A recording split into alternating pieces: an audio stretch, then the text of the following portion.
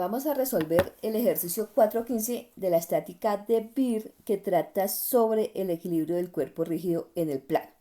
Entonces, lo primero que vamos a hacer es entender claramente el montaje que nos dan, qué datos conocemos y qué deseamos despejar. Entonces nos dicen que tengo dos eslabones, un eslabón AB y un eslabón DE, y que están unidos por este elemento de campana. Este elemento, fijémonos que está unido a C, o sea, en C tiene un pivote de rotación. El punto C permite rotar, pero le impide al elemento trasladar en X y trasladar en Y. Miremos que el elemento AB es un elemento de dos fuerzas. ¿Por qué? Porque cuando yo tomo el elemento, un extremo, y lo recorro hasta el otro punto, fíjense que en esta longitud no tiene ninguna carga aplicada. Eso ya implica que es un elemento de dos fuerzas. Lo mismo pasa con este elemento DE. Cuando yo lo recorro, en su longitud no tiene ninguna carga aplicada. Bien. Lo siguiente que nos dicen es que conocemos en el eslabón AB y que esta tensión vale 720 newton. Entonces, teniendo eso claro, para solucionar el ejercicio vamos a solucionarle tanto las reacciones en C como la fuerza en el eslabón D. Entonces, lo primero que vamos a hacer es seleccionar el cuerpo rígido al cual le vamos a hacer el equilibrio. En este caso, pues nuestro cuerpo rígido va a ser el elemento que inicia en B, pasa por C y termina en D. Lo segundo que vamos a hacer, una vez lo hemos seleccionado, es hacerle su diagrama de cuerpo libre. ¿Qué es el diagrama de cuerpo libre? Simplemente es seleccionar todas las fuerzas que actúan sobre el elemento, todos los momentos y sus datos geométricos, que son las distancias y los ángulos. Bien, entonces vamos a hacer el segundo paso, vamos a plantear el diagrama de cuerpo libre. Entonces, lo primero es colocar el dato conocido. Entonces, fijémonos que nos dicen que tenemos una tensión en AB que vale 720 newton. Como ese es nuestro dato conocido, a ese dato debemos respetarle la magnitud, la dirección y el sentido. Bien, entonces vamos a hacer nuestro diagrama de cuerpo libre. Como es una tensión, vamos a colocar una fuerza. Entonces vamos a decir que la fuerza en ese elemento va hacia A. ¿Por qué sabemos que va hacia A? Porque el planteamiento dice que el elemento tiene que estar tensionado. O sea, BA tiene que estar tensionado. Y para que esté tensionado, la fuerza que la campana le hace al elemento en B debe ir hacia arriba. O sea, que la fuerza que el elemento le hace a la campana debe ir hacia abajo. ¿Por qué tomamos la de abajo? Porque nosotros estamos analizando la campana. Entonces nos interesan las fuerzas que los demás le hacen al elemento que estamos analizando. Bien. Del elemento D vamos a asumirle un sentido. Entonces vamos a decir que la fuerza en ese elemento también va a ir hacia abajo. ¿Listo? Y en el punto C, por tratarse de un soporte, vamos a mirar cuál es la función del soporte. ¿Qué quiere decir? Vamos a mirar lo que el soporte impide hacer. Porque si la función del soporte es impedir la traslación, pues vamos a tener reacciones de fuerza. Y si la función del soporte es impedir la rotación, vamos a tener reacciones de momento. En este caso vemos que esto es un pin de rotación. ¿Qué quiere decir? Que ese punto C, ese soporte C, permite rotar, pero impide que el elemento se mueva en X y se mueva en Y. Como lo que impide el soporte C, lo que restringe es la traslación, pues vamos a decir que vamos a tener una fuerza en X y una fuerza en Y. Las fuerzas se generan en el sentido en que impide las respectivas traslaciones. Entonces, teniendo nuestro diagrama de cuerpo libre, nos falta aquí un dato que es colocar las magnitudes que no conocemos. Entonces, digamos que esta magnitud la vamos a llamar FD y que esta magnitud la vamos a llamar CX y que esta la vamos a llamar CY. Recordando, estos sentidos los asumimos. ¿Por qué? Porque no no conocíamos la carga. Este sentido también lo asumimos, pero este sentido de AB es un dato dado porque fijémonos que ahí tenemos la magnitud que vale 720. Bien, esa es nuestra magnitud, 720 newton. Bien, los datos geométricos para nosotros van a ser las longitudes, que aquí las tenemos, y los ángulos. Yo necesito conocer este ángulo, no me sirve porque quiero descomponer esta fuerza de 720 en una coordenada horizontal y en una coordenada vertical. Entonces, ¿qué vamos a hacer? Vamos a hallar las componentes jugando con un ángulo con la horizontal o con un ángulo con la vertical.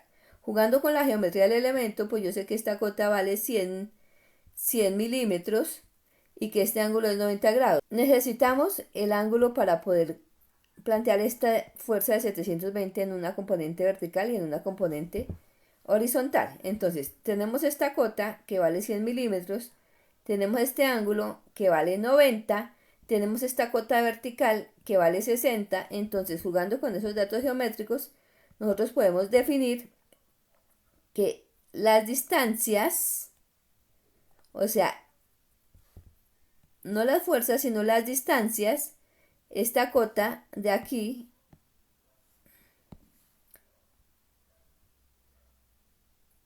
vale 4, esta cota horizontal vale 3 y esta hipotenusa vale 5. Ahora vamos para el tercer paso. Ya hicimos nuestro diagrama de cuerpo libre, sacando este ángulo y todas las distancias. Entonces nuestro tercer paso, ahora sí, es plantear las ecuaciones de equilibrio estático. Entonces, ¿qué ecuaciones de equilibrio tenemos? Entonces, en el equilibrio estático tenemos una ecuación que me dice que la suma vectorial de las fuerzas debe ser igual a 0 y otra ecuación que me dice que la suma de los momentos con respecto a un punto cualquiera debe ser igual a 0. Aquí jugamos con los momentos respecto a un punto porque estamos haciendo el análisis del equilibrio en dos dimensiones. Bien, entonces vamos a plantear la sumatoria de momentos respecto a un punto.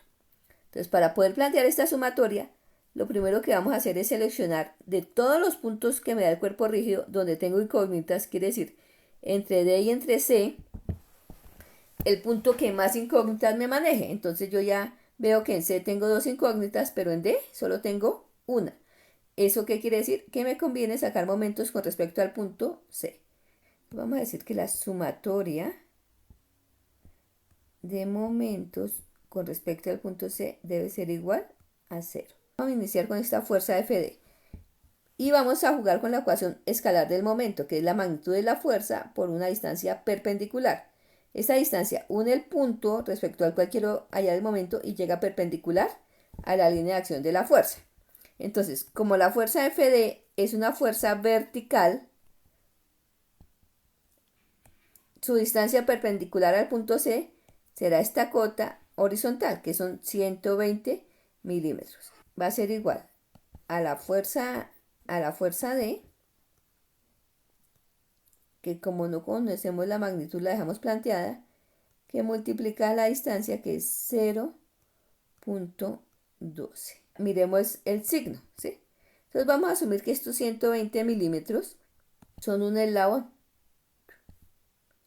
y que a ese eslabón se le aplica una fuerza hacia abajo. Fijémonos que como la fuerza va hacia abajo y el eslabón pivota aquí en C, rota alrededor de C, este eslabón va a girar horario. Quiere decir que este momento es negativo. Bien. Vamos a hacer lo mismo con esta fuerza AB. Esta fuerza AB tiene una coyuntura y es que ella forma un ángulo con la horizontal, o sea, ella tiene componentes. Entonces vamos a aplicar el teorema de Barrington y vamos a decir que primero vamos a sacar la componente en X y la componente en Y. Y a cada una de esas componentes le vamos a calcular su momento con respecto al punto C. Entonces, vamos a sacar la componente en Y. Entonces, la componente en Y de esa fuerza va a ser igual a 720, que vale la magnitud, y vamos a multiplicar esos 720 por el coseno de este ángulo. Entonces el coseno será el cateto adyacente, que es 3, sobre la hipotenusa, que es 5. Y ahí hallamos la componente en x. Entonces sería multiplicado por 3 quintos. Esto únicamente es la fuerza en x. O sea, únicamente estoy sacando este vector acá, en x. Como el vector está en x, su distancia perpendicular va a ser y al punto C, que va a ser 60 milímetros. Entonces, esto lo voy a multiplicar por 0.06 metros. Bien. Ahora, vamos a hacer lo mismo que hicimos con la fuerza FD para sacarle el sentido. Entonces, vamos a asumir que tenemos un eslabón que es colineal con esta de 60. Bien. Fijémonos que cuando ponemos este vector horizontal, me queda apuntando hacia la izquierda. Entonces, hagamos de cuenta que le aplicamos esa fuerza hacia la izquierda, con lo cual esto, que es nuestro eslabón que pivota en C, si le aplico una fuerza hacia la izquierda va a girar antihorario, con lo cual este momento sería positivo. Tendríamos un momento positivo. Bien. Vamos a hacer lo mismo y vamos a plantear el momento de la componente en Y de esta fuerza, o sea, de esta componente. Entonces, lo primero, vamos a plantear la fuerza en Y, que sería los 720, que es la magnitud,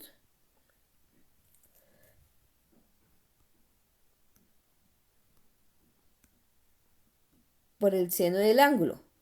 El seno del ángulo sería 4 sobre 5.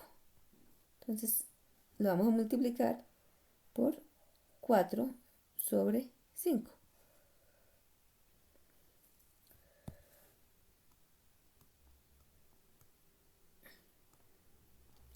Y ahora necesitamos la distancia. Como tenemos la fuerza en Y, la distancia será esta cota horizontal, que vale 80 milímetros. Vamos a decir que va a ser por 0.08 metros. Bien. Y vamos a hacer exactamente lo mismo que hicimos acá. Vamos a asumir que esos 0.08 son un eslabón que pivota en C y que le vamos a aplicar una fuerza hacia abajo, que sería la componente en Y de la fuerza de 720. Ese eslabón, si yo le aplico esta fuerza, fijémonos que este eslabón va a girar también en sentido antihorario. Con eso, este momento sería positivo. Y en esta ecuación vamos a decir que esto es igual a 0. Es la sumatoria de momentos. Teniendo eso, pues fijémonos cuáles son nuestras incógnitas. Pues nuestra única incógnita aquí en esta ecuación es ¿quién? La fuerza FD. Entonces vamos a calcular esto, lo dividimos sobre esto y podemos despejar nuestra fuerza FD.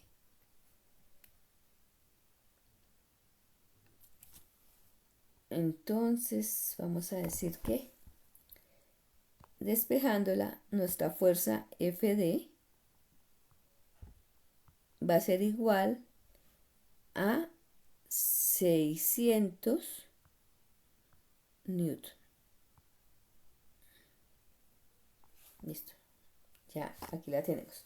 Como nos dio positiva, implica que el sentido que nosotros le habíamos asumido es correcto. O sea que en realidad la fuerza va hacia abajo, hacia las Y's negativas.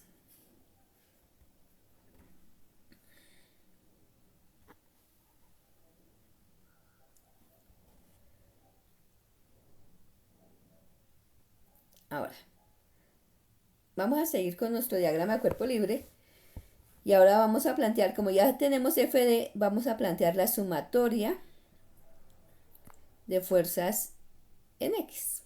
Entonces, vamos a decir que la sumatoria de fuerzas en X debe ser igual a 0.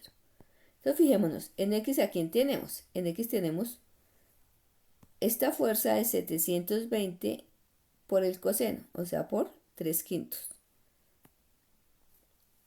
que va hacia la izquierda, 720,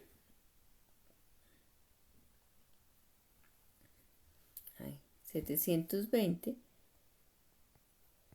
que es la magnitud de esta fuerza, por el coseno, entonces por 3/5.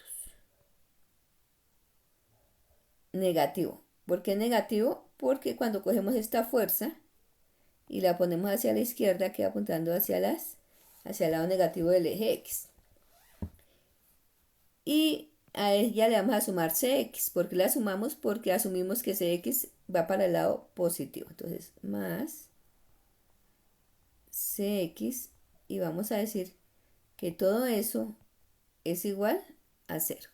Entonces, de esa ecuación, vamos a decir que la Cx va a ser igual a 432 newton.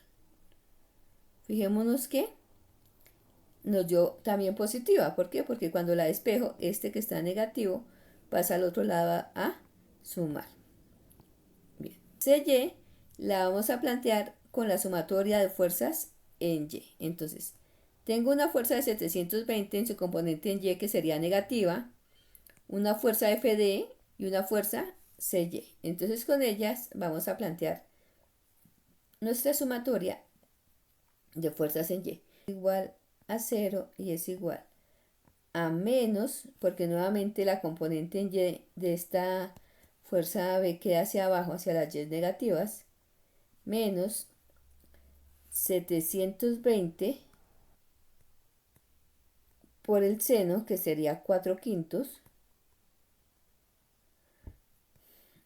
menos la fuerza D, que ya la habíamos despejado, que es 600, más Cy nos da 0. Y con eso vamos a despejar nuestra fuerza Cy, que nos va a dar positiva, porque fíjense que este pasa al otro lado, le igual a sumar, este pasa al otro lado, le igual a sumar, y Cy me queda positiva, o sea que el sentido estaba bien asumido. Con eso nos va a dar que Cy es igual a 1176 newton.